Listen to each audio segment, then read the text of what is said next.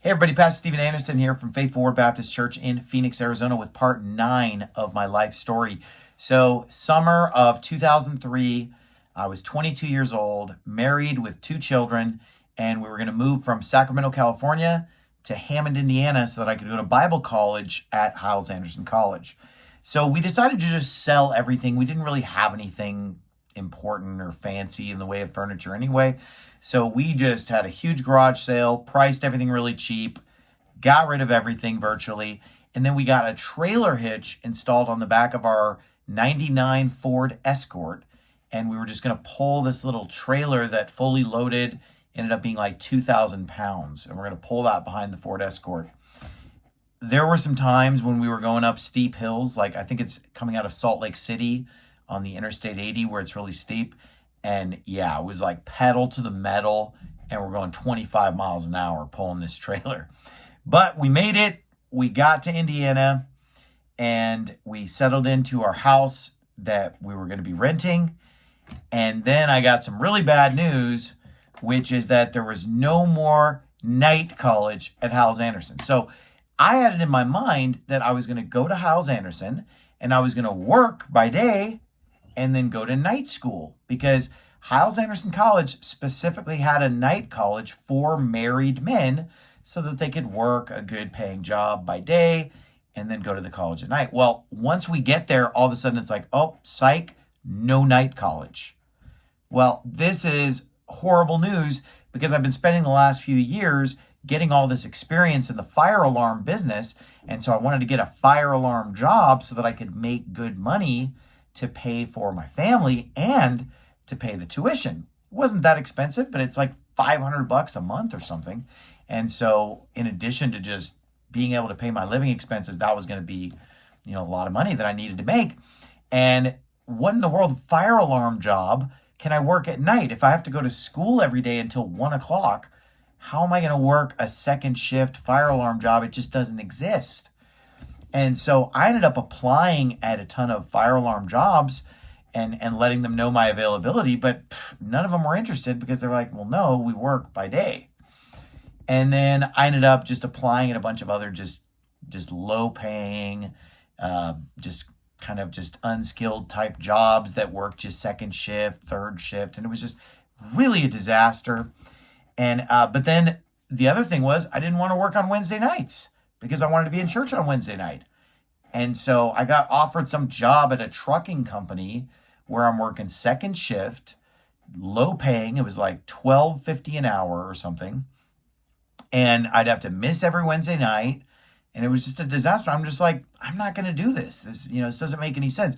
I didn't travel across the country so that I can go to less church, so that I can miss church services and go to Bible college instead. So I just felt like, man, God needs to come through for me. I'm not going to take a job where I have to work on Wednesday night. So I kind of wanted this unrealistic unicorn job where I could be available Tuesday through Friday, because that school was Tuesday through Friday, 8 a.m. to 1 p.m. for school, and I could have Wednesday nights off for church. It was just pretty much impossible that I was going to find a good job like this. But, I kept trying, and after like a week, I was super desperate. I didn't know what I was going to do financially. I literally signed up to go donate plasma for $20 just to get the $20, just because we were running out of money, and I wasn't getting a good job yet, and I just wasn't, I didn't have a plan. I didn't have a job. Well, then finally, I see this ad in the newspaper for a fire alarm job. And it was a place that was like almost an hour and a half away where it was headquartered. And I call the guy up, and they're saying that they're going to hire you at, $18 an hour. And, this is what the experience they're looking for. So I call the guy up, and he actually sounded like he wants to work with me, and he likes my experience. And he says, okay, yeah, I'm going to be in Hammond tomorrow. And so I'm going to be down there anyway. So why don't I just come see you while I'm down there? So I'm like, great, sounds good. I get off the phone with the guy. And you have to understand, I was so nervous about not having a job, and I was so hyper about wanting to make this happen. I literally just picked up the phone and called the guy back 10 minutes later and said, listen, I don't care if you're an hour and a half away. If you're available today, I'll drive to you. Let's just meet today. And he was kind of taken aback by that. Like, "Well, you're going to drive all the way up here?" I'm like, "Yeah, I don't mind. I got nothing to do. Let's go." And he's like, "Okay, come on up." So I ended up driving up there, hour and a half away. I met the guy. He liked me right away. We hit it off, and he hired me on the spot. And he literally sent me out working like right then and there. Like, he literally gave me materials and paperwork, and he's like, "Go do this, go do this." And here was the situation. He had a guy working for him that had gone AWOL a few days earlier. And so there were all these jobs that were in disarray. Things were backlogged. And this guy was like extremely disorganized, just kind of, a fly-by-night kind of a fire alarm operation. But man, I was so desperate. I was ready to just take whatever I could get. And $18 an hour was more than I'd ever made before. So I was thinking like, this is great. This is what I need. And he's willing to work around my schedule, unbelievably. And so he ends up just rapid fire giving me all these jobs, and he's throwing material into my car. He's giving me all this paperwork, and I'm trying to remember everything he's telling me. We got to do this. We got to do this. There's all these fires we got to put out, and my guy's been missing for days and whatever. So it was just super overwhelming, but I was just like, let's go, because I am ready to work. So I end up just working day and night for the next several days. And when I wasn't working for him, I brought home one of the fire alarm panels because it was a brand that I wasn't used to working with. And I just fired it up in my living room, and I was just experimenting with it, learning how to use it. And so I had a couple weeks until school started, so I could really just give this job everything. So it was just all I did. So when I'm at home, I'm working on it in the living room, and then I'm driving around trying to fix all these jobs, put out fires, make things happen. And a lot of the stuff I didn't know how to do. No one trained me. There was no one to train me because the other guy was missing. And so I was just sent out on my own, and I just had to just figure it out. And so I ended up wasting a lot of time just figuring out like how things worked, reading manuals, and just trial and error and just figuring things out. But what I did was, for those couple of weeks that were like that, I only charged him for the hours where I was actually being productive. So if I went and just spun my wheels on a job for 2 hours, I didn't charge him for that, because I'm like, well, that's on me. I'm just learning, I'm screwing up and trying to figure it out. So basically, when I turn in my timesheets, it was just all production. It was just everything I did was productive, because all the wasted time, I didn't charge him for any of that. So he ended up just being like super happy, and right away gave me a raise to $20 an hour, like within the first 2 weeks of working there. And he got me in a company vehicle, which was just a really beat up old car. But it was still cool to, be able to use his vehicle. That way my wife could have use of our car during the day. And so this was just like a huge blessing and a huge answer to prayer. But this job was crazy, okay, especially for the first year that I worked there. So yeah, I was able to put out some fires those first few weeks, but I'm talking there were just a lot of other jobs that were in disarray, a lot of things that were backlogged, a lot of problems and messes to clean up. And so I would say the first year of working for this guy was in a lot of ways just chaos, okay? And, once school started, I could only work for him about 40 hours a week because I had to go to school every day, so I was going full-time college load. And then in addition to the full-time college load, Saturdays and Sundays, I was really busy in the ministry. So I only ended up, once school started, putting in about 40 hours a week, okay? But everything was just so chaotic. I remember just thinking, there's no way this job will last. Like I just have to do this for another week. But I'm just making so much money, though. This is more than I've ever made. And so I just need to just find a way to make this work. And but it was just really crazy, really stressful. But I'm just like, if this job doesn't work, I'm through, because, there were no other job prospects. It was like do or die with this job. So I pushed through and did it. And I would say after about a year, things settled down to where we had a good system. and everything was kind of caught up. And it was like new jobs were being started the right way. So there wasn't as much a matter of like going back in and fixing problems. So anyway, it still was very unorthodox working for this guy. This guy just had a lot of eccentricities and a lot of kind of wild ideas about how things should be done. But I had this attitude of just like, I'll do anything because, anything that's obviously not like immoral or something. But I was just so dedicated to making this job work, and I was so happy with the money that I was making that I was just ready for anything. And the first year, like I said, when it was chaotic, I mean, the boss would be cussing me out constantly, like just screaming at me, cussing me out, and just upset. And, I would just take it. I'm just like taking responsibility for everything because I'm just like, hey, call me whatever you want, man, but I need this job.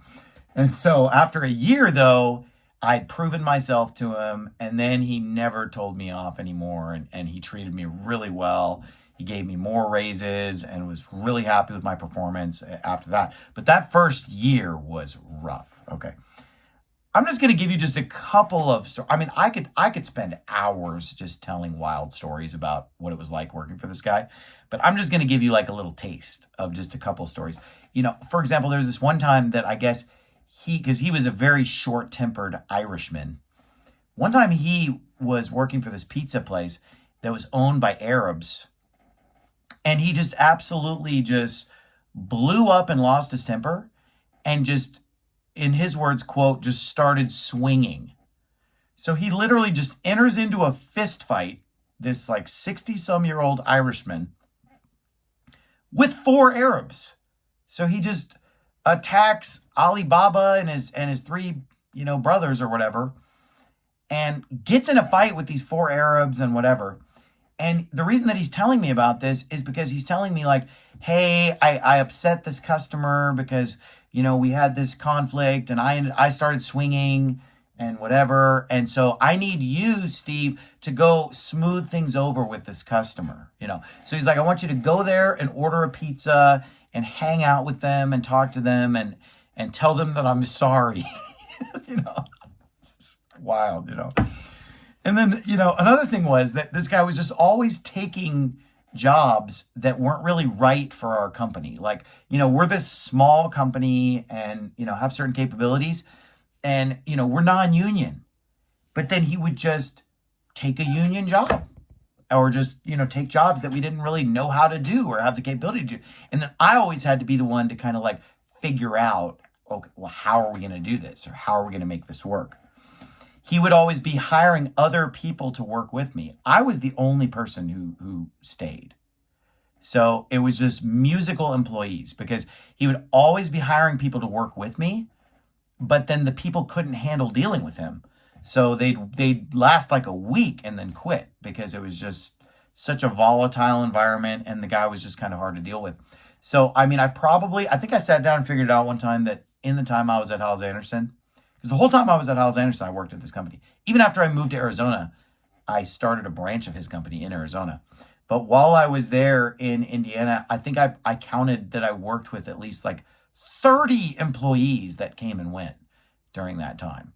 Like 1 or 2 at a time. Okay.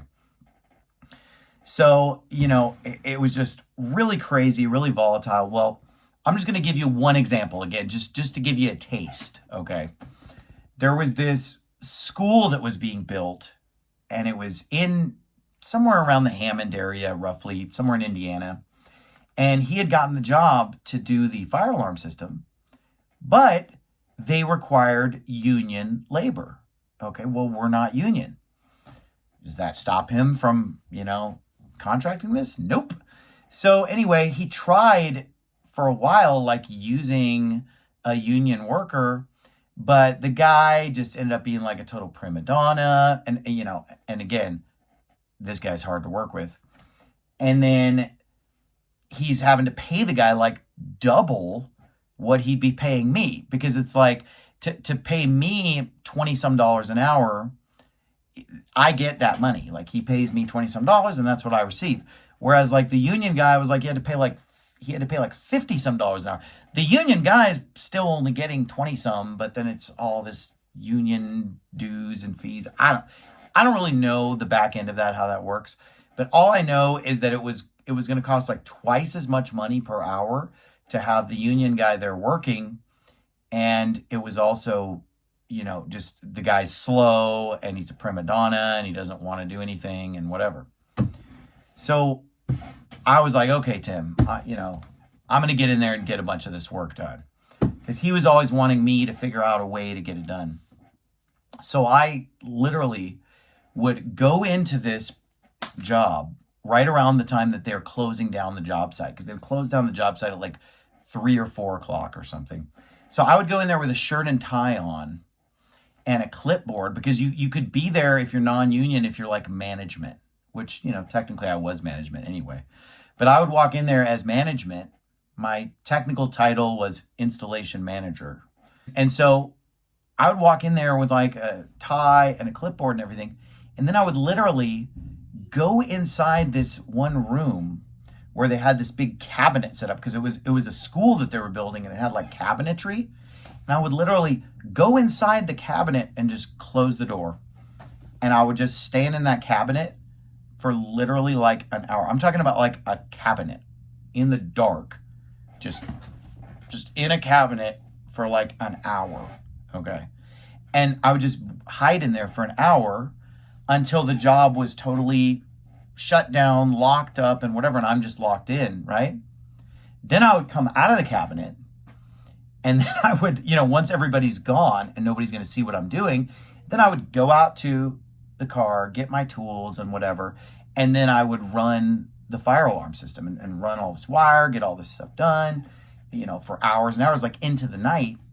And then just, pull the door shut, it's locked, leave. So then, they're calling after a few weeks and they're just like, hey, we haven't seen your guy out here in a few weeks. Are you guys going to get this done or what? And then he just tells them like, oh, it's already done. And they're like, well, we didn't see your guy. And they're just, well, he was out there, he got it done. So that's the kind of like shady stuff. I didn't have any problem doing it because I've always hated labor unions anyway. Like, I don't like union, and I'm 100% against it. So for me, it was kind of fun to like, defeat the union in that way. But at the same time, it was kind of a crazy thing that I was doing. But that's the kind of stuff that he would pull. And so that just kind of gives you a feel for what that was like. So yeah, when I first got there, backing up, because that was kind of my work experience while I was there, but backing up to when I first got to Hyles Anderson, I was super busy with work and everything, and getting settled in with my family, school, etc. So I was digging through some memorabilia, and I found this card that I gave to my wife like a little over a month after we got to Indiana, when I was kind of super busy getting that job situation figured out. And on the front it says, there's something wonderful about our relationship. And then on the inside, I wrote her this note. Dear Zhuzha, sorry I've been busy so much lately. I really wish I could spend more time with you these days. I'm very glad that we got married before I came here, because even if it is a little extra work, it's very worth it. Please be patient with me, and I'll be sure that we have some very special days together soon. Thank you for all the work you do with the kids. I know you do a very good job and give them lots of attention. I love you, Steve. So anyway, I got into the school year and school went well. Right away, I got involved in a ministry with Brother Mike Ramsey, as I mentioned in the previous video.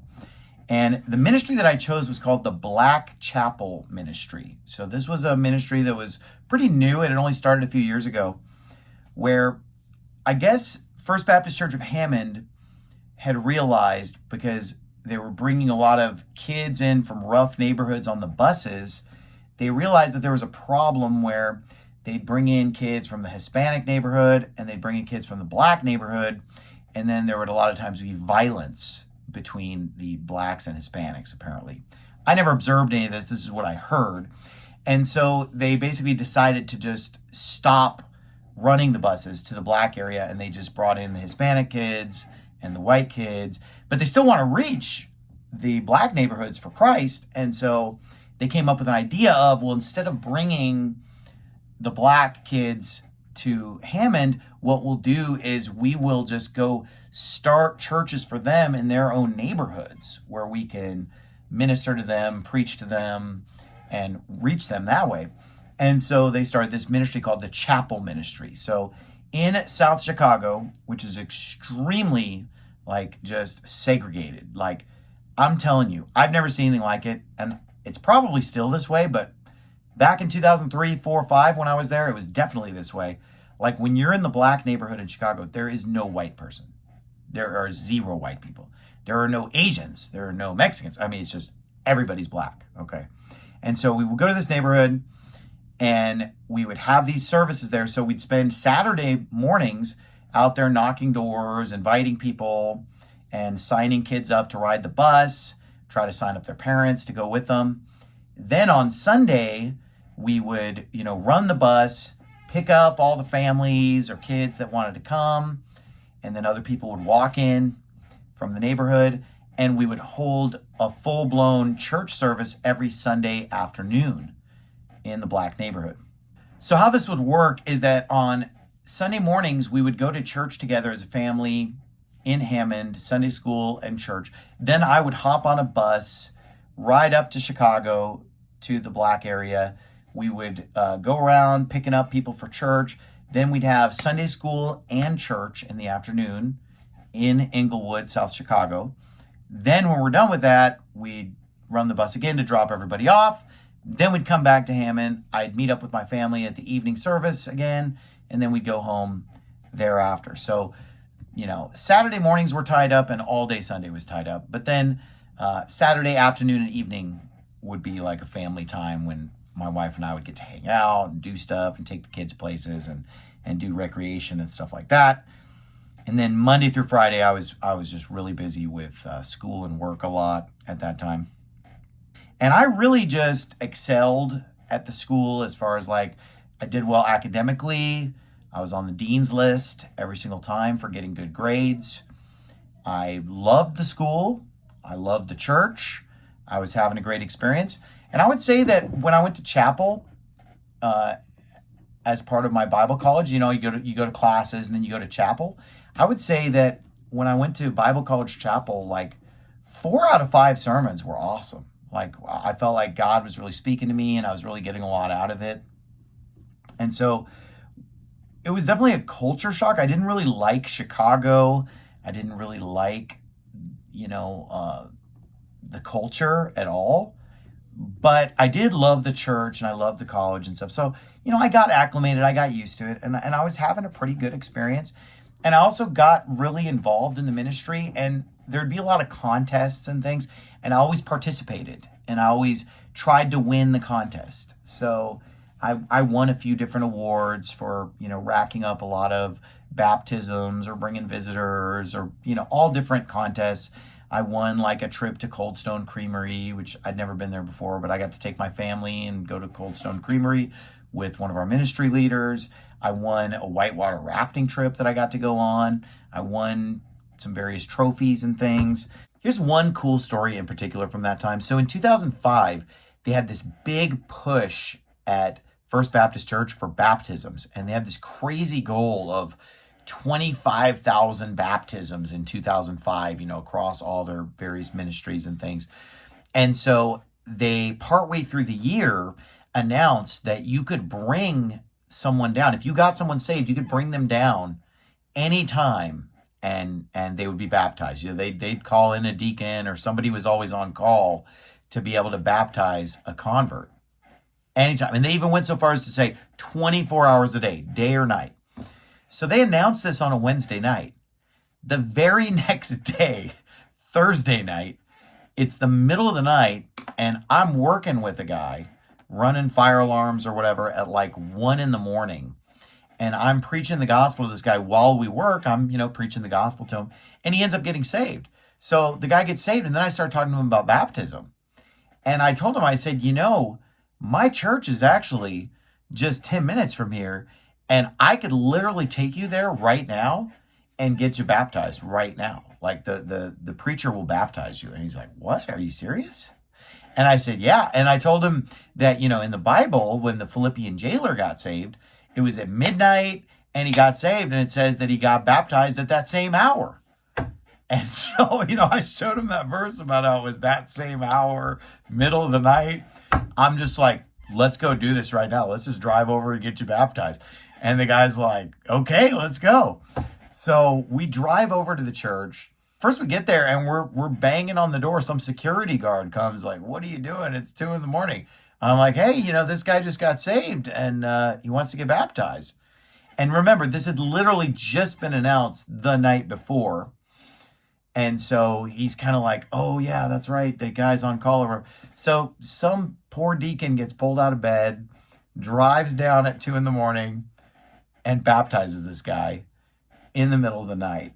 But of course, Pastor Scott was thrilled because then he got up on Sunday morning and he's like, we just started this. And he's like, one of our college students has already got like a midnight baptism, literally like the first day we deployed this, and somebody was getting baptized in the middle of the night. So then he was saying, see, this is how it's done. And so anyway, it was pretty funny. But I tell that story mainly to illustrate that whatever the program was, I was on board. I was a team player. I was participating. So I was like super on board, getting along with everybody, doing well in school, doing well in the ministry. Everything was just really cool. Toward the end of my time there, my third son, John, was born, another successful home birth. So as I started to approach the end of my college career there, and I was coming into my senior year, I'm starting to think about exactly what I'm going to do after I graduate. So there was a guy on staff at the college, and his name was Brother Keith Cowling. And he was an advisor to help place you after you graduate. So if you're going to take over an existing church as a pastor, he'll help place you and pair you up with the right church. And if you're going to start a church, then, you'd also talk to him because he kind of has his finger on the pulse of where churches are needed and so forth. So I have a meeting with Keith Cowling, and I had prayed to God before I went into this meeting and said, you know what, God, I don't really care where I go. And, Brother Hyles always said, the what of God's will is more important than the where of God's will. So I just told God, I said, look, God, I'm going to go talk to Brother Cowling. And whatever he says as far as where I should start a church, I'm just going to do what he says because I don't really have a preference. So I said, God, if you want me in a particular geography, then you're just going to have to guide this counselor's heart and put that on his heart because I'm pretty much just going to go where he tells me to go, Lord. So I did a lot of praying about that just to let God know that I was going to follow Keith Cowling's advice. So I go into Keith Cowling's office and I said, hey, I'm wanting to start a church. I'm looking at the American Southwest, and I've kind of narrowed it down to either Phoenix, Arizona, Flagstaff, Arizona, Las Vegas, Nevada. It's before I'd ever been there and realized how bad it was. Salt Lake City, Utah. That would have been the worst thing ever. I don't know what I was thinking. And then Albuquerque, New Mexico. So I'd kind of brought some maps and things, and I had a stack of maps, and I said, Phoenix, Flagstaff.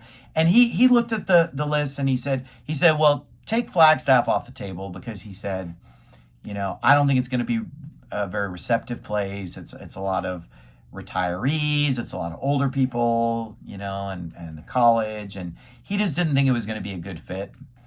He said, any of the other 4 options are fine. He said, I'd love to see you. He said, all of these places really need churches and would be great for you to go to. He said, I'd love to see you go to any of these places, whether that be Salt Lake City, Albuquerque, whatever.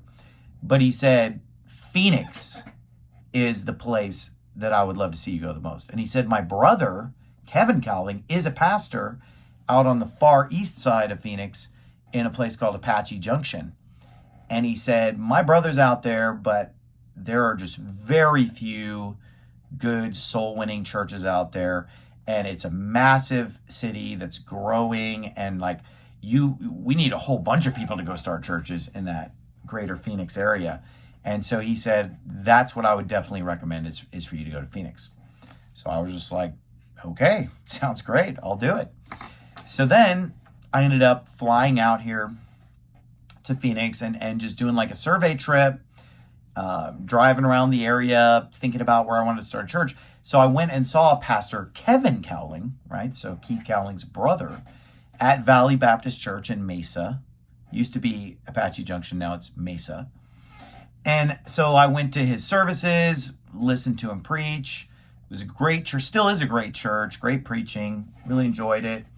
And I asked Pastor Cowling, I said, hey, I want to start a church in the Phoenix area, but I don't want to be right near another great soul winning church because, want to like cover the area here. And so I'm obviously not going to start a church in your area, but I said, can you list for me the other good churches in the Phoenix area that are soul winning and, whatever, so that I can, put myself in a place that's not right next to one.